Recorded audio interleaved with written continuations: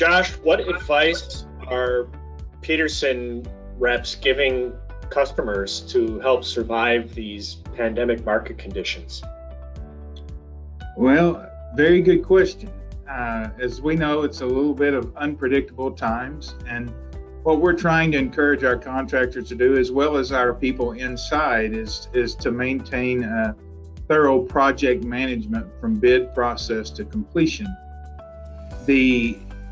The unpredictability of project timelines from start to date of completion has been impacted from a number of things: personnel, labor forces.